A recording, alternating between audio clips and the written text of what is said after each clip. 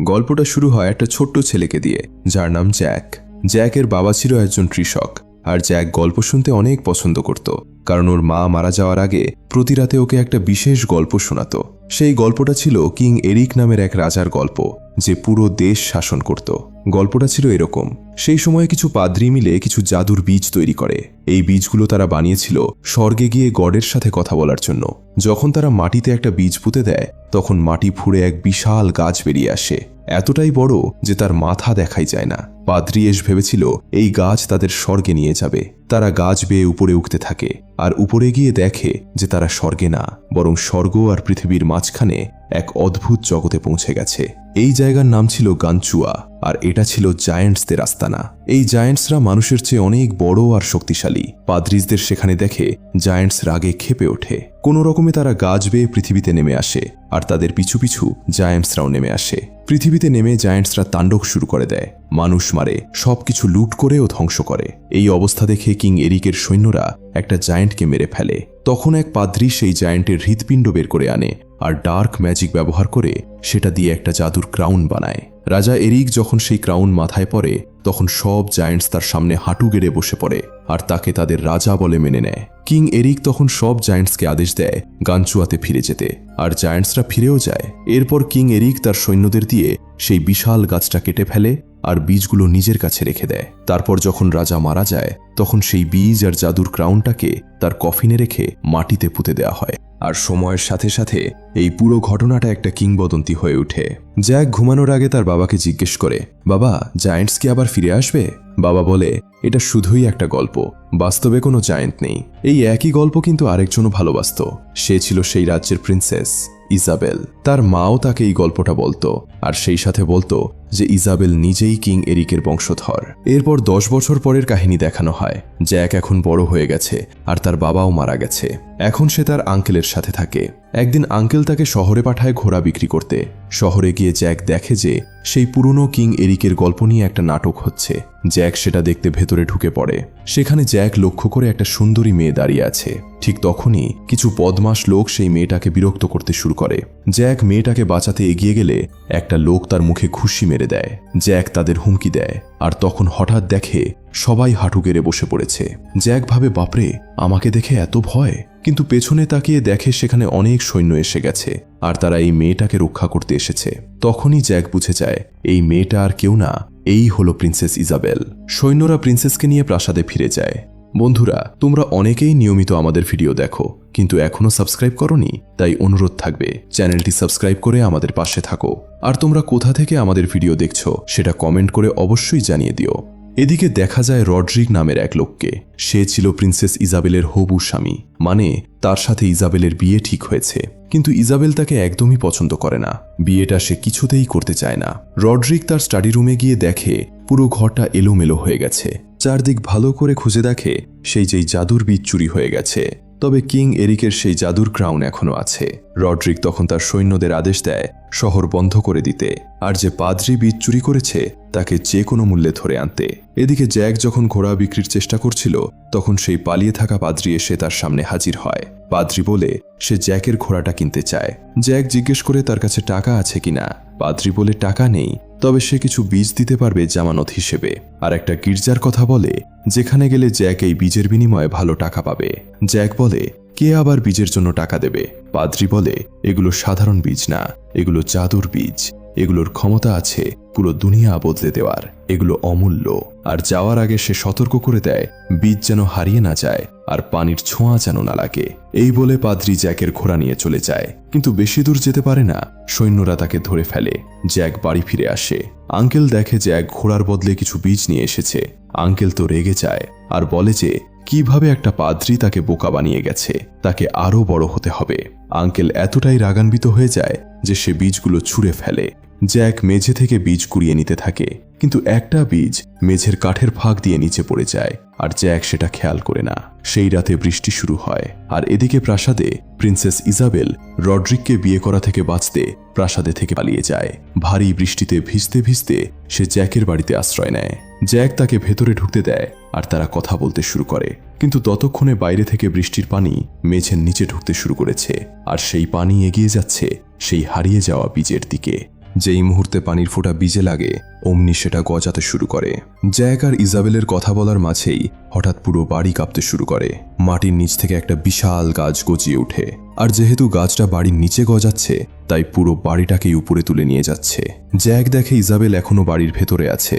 সে তাকে বাঁচানোর চেষ্টা করে, কিন্তু বাড়িটা আরও উপরে উঠতে থাকে আর জ্যাক গাছ থেকে ছিটকে নিচে পড়ে যায়। সে কোনোভাবে বেঁচে যায়। পরদিন সকালে রাজা ঘটনাস্থলে আসেন। জ্যাক সব খুলে বলে। রাজা তার সৈন্যদের আদেশ দেন গাছ বেয়ে উপরে উঠে তার মেয়েকে উদ্ধার করে আনতে। রড্রিক বলে সেও যাবে ইজাবেলকে বাঁচাতে। জ্যাকও যেতে চাইলে তাকেও দলে নেওয়া হয়। গাছ বেয়ে উপরে উঠতে উঠতে হঠাৎ রড্রিক ইচ্ছে করে দড়ি কেটে দেয়, আর কিছু সৈন্য নিচে পড়ে মারা যায়। তখনই বোঝা যায় সে ভালো কিছু করতে আসেনি, তার মাথায় অন্য পরিকল্পনা আছে।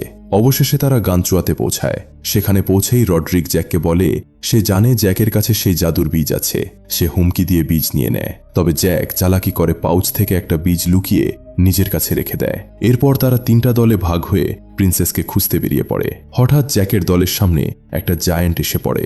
সেই জায়ান্ট দল দুজনকে তুলে নিয়ে চলে যায়। জ্যাক ভয় না পেয়ে জায়ান্টার পিছু নেয়, কারণ সে বুঝেছে জায়ান্টরা যেখানে আছে প্রিন্সেসও সেখানেই থাকবে। এদিকে রড্রিক নিজেই তার দলের একজন সদস্যকে ক্লিফ থেকে ধাক্কা দিয়ে ফেলে দেয়, কারণ সে তাকে পছন্দ করত না। ঠিক তখনই এক জায়ান্ট এসে রড্রিকের আরেক সঙ্গীকে মেরে ফেলে। জায়ান্ট এবার রড্রিককেও মারতে আসছে, কিন্তু রড্রিক পকেট থেকে সেই জাদুর ক্রাউন বের করে মাথায় পরে নেয়। সাথে সাথে সব জায়ান্টস তার সামনে হাঁটু গেড়ে বসে পড়ে। রড্রিক তখন সেই জায়ান্টসদের শহরে যায় যেখানে প্রিন্সেস ইজাবেল আর এক সৈন্যকে বন্দী করে রাখা হয়েছে।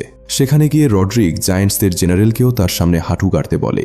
সে সিংহাসনে বসে ঘোষণা দেয়, আমি এখন থেকে তোমাদের রাজা, আর আমরা এবার পৃথিবী দখল করব। সে জায়ান্টসদের যুদ্ধের প্রস্তুতি নিতে আদেশ দেয়। এদিকে জায়ান্টসদের কিচেনে একটা জায়ান্ট সেই সৈন্যকে রান্না করে খেতে যাচ্ছিল। ঠিক সেই মুহূর্তে জ্যাক সেখানে পৌঁছে যায় এবং কোনোভাবে সেই জায়ান্টকে মেরে সৈন্যটার জীবন বাঁচায়। জ্যাক, ইজাবেল আর সেই সৈন্য একসাথে পালানোর পথ খুঁজতে থাকে। তারা গাছের কাছে পৌঁছায়, কিন্তু সেখানে একটা জায়ান্ট পাহারা দিচ্ছে। জ্যাক জায়ান্টটাকে জাগানোর একটা উপায় খুঁজে পায়। জায়ান্টের মাস্কের ভেতরে একটা মৌচাক ঢুকিয়ে দেয়। মৌমাছির কামড়ে জায়ান্ট চিৎকার করতে করতে এদিক ওদিক ছুটতে থাকে। ব্যালেন্স হারিয়ে কিনারা থেকে পড়ে যায়। নিচে পৃথিবীতে রাজা সেই জায়ান্টকে পড়তে দেখে আর বুঝে যায় জায়ান্ট সত্যিই আছে। রাজা তখন তার সৈন্যদের গাছ কাটতে আদেশ দেন, কারণ জায়ান্টস যদি পৃথিবীতে নেমে আসে তাহলে সব শেষ হয়ে যাবে। কিন্তু এই আদেশ দিতে রাজার বুকটা ভেঙে যাচ্ছে, কারণ তার মেয়ে এখনো উপরে আছে। তবুও তিনি জানেন এটাই সঠিক সিদ্ধান্ত। সৈন্য তখন জ্যাক আর ইজাবেলকে বলে যে তারা গাছ বেয়ে নেমে যাক। সে এখানে থেকে রড্রিককে সামলাবে, কারণ রড্রিক পৃথিবীতে নামলে সর্বনাশ হবে। জ্যাক আর ইজাবেল গাছ বেয়ে নামতে শুরু করে। এদিকে সেই সৈন্য কিনারায় লুকিয়ে থেকে রড্রিককে আক্রমণ করে এবং তাকে মেরে ফেলে। আর অন্যদিকে সৈন্যরা গাছ কাটতে শুরু করে। সেই সৈন্য গাছের উপর লাফ দিয়ে পড়ে। জ্যাক আর ইজাবেলও গাছের সাথে পড়তে থাকে, কিন্তু কোনোভাবে দুজনেই বেঁচে যায়। কিন্তু এদিকে বিপদ এখনো শেষ হয়নি। গানচুয়াতে জায়ান্টসদের জেনারেল সেই মৃত রড্রিকের মাথা থেকে ক্রাউন খুলে নিজের আঙুলে রিং হিসেবে পরে নেয়। এতে জায়ান্টসরা তাকে তাদের নতুন রাজা বলে মেনে নেয়। কিন্তু এখন তারা পৃথিবীতে যাবে কিভাবে? গাছ তো কাটা হয়ে গেছে। হঠাৎ তারা একটা ছোট্ট পাউচ খুঁজে পায়, সেই জাদুর বীজের পাউচ। জায়ান্ট সেই বীজগুলো পানিতে ফেলে দেয়, আর মুহূর্তের মধ্যে বিশাল বিশাল গাছ গজিয়ে ওঠে। সেই গাছগুলো পৃথিবীর দিকে বাঁকিয়ে জায়ান্টসরা পৃথিবীতে নেমে আসার পথ বানিয়ে ফেলে। পৃথিবীতে ফিরে রাজা তার মেয়েকে ফিরে পেয়ে অনেক খুশি হয়। জ্যাককে ধন্যবাদ জানায়। জ্যাক বিদায় নিয়ে বাড়ির পথে রওনা দেয়, কিন্তু পথে সে দেখে জায়ান্টসরা পৃথিবীতে নেমে এসেছে।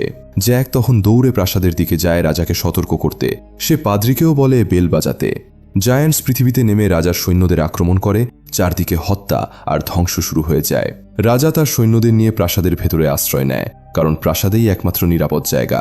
জায়ান্টসরা কিং এরিকের বংশধরদের খুঁজছে, আর রাজা সেই বংশেরই মানুষ। সবাই প্রাসাদে ঢুকে যাওয়ার পর সৈন্যরা ব্রিজ তুলতে যায়, কিন্তু জ্যাক তখনও বাইরে ছিল। সে ঠিক সময় মতো লাফ দিয়ে ব্রিজ পার হয়। তখনই সেই জায়ান্টসদের জেনারেল বিশাল হাত দিয়ে ব্রিজ ধরে ফেলে। সৈন্যরা তার উপর আক্রমণ করে গরম তেল ঢালে। জেনারেল ব্যথায় পানিতে পড়ে যায়, কিন্তু সে মরে না। পানির নিচে দিয়ে প্রাসাদে ঢোকার অন্য পথ খুঁজতে থাকে। ব্রিজ বন্ধ করার চেষ্টা করা হলেও জায়ান্টস রশি দিয়ে সেটা খোলার চেষ্টা করতে থাকে।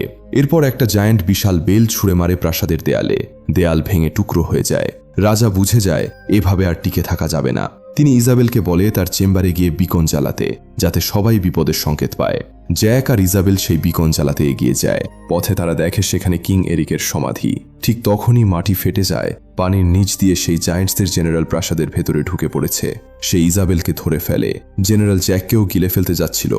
ঠিক এই মুহূর্তে জ্যাক তার কাছে রাখা শেষ জাদুর বীজটা বের করে জেনারেলের মুখের ভেতরে ছুঁড়ে মারে। জেনারেল সেটা গিলে ফেলে। সেই বীজ জায়ান্টের পেটের ভেতরে গজাতে শুরু করে, গাছ বড় হতে থাকে আর জায়ান্টের শরীর ছিঁড়ে টুকরো টুকরো হয়ে চারদিকে ছড়িয়ে পড়ে। সেই জেনারেলের হাত থেকে ক্রাউনটাও জ্যাকের পাশে পড়ে যায়। এদিকে প্রাসাদের ভেতরে ততক্ষণে বাকি সব জায়ান্টস ঢুকে পড়েছে। রাজা তার সৈন্যদের নিয়ে তাদের সামনে দাঁড়িয়ে আছে। সবাই ভাবছে এবার বুঝি শেষ। হঠাৎ সব জায়ান্টস হাতিয়ার নামিয়ে রেখে হাঁটু গেড়ে বসে পড়ে। সবাই পেছনে তাকিয়ে দেখে জ্যাক দাঁড়িয়ে আছে, মাথায় সেই জাদুর ক্রাউন, আর ইজাবেল তার হাত ধরে আছে। জ্যাক তখনক্ষণ জায়ান্টসদের আদেশ দেয় তাদের নিজেদের জগতে ফিরে যেতে, আর জায়ান্টস ফিরে যায়। এরপর জ্যাক আর ইজাবেলের বিয়ে হয়ে যায়। আর এখন জ্যাক নিজের সন্তানদের সেই একই গল্প শোনায় যেটা সে ছোটবেলায় তার মায়ের কাছ থেকে শুনত। বাচ্চারা জিজ্ঞেস করে ক্রাউনটা কোথায়? জ্যাক বলে ক্রাউন নিরাপদ জায়গায় আছে। তখন দেখানো হয় সেই ক্রাউনটাকে নতুন করে তৈরি করা হয়েছে ইম্পিরিয়াল স্টেট ক্রাউন হিসেবে। এরপর গল্প চলে আসে আধুনিক যুগে। একজন গাইড কিছু ছাত্রছাত্রীকে সেই ক্রাউনের ইতিহাস বলছে, আর সেই ক্রাউন এখন লন্ডনের একটি বিখ্যাত ঐতিহাসিক গির্জায় রাখা আছে। এখানেই শেষ হয় আজকের গল্প।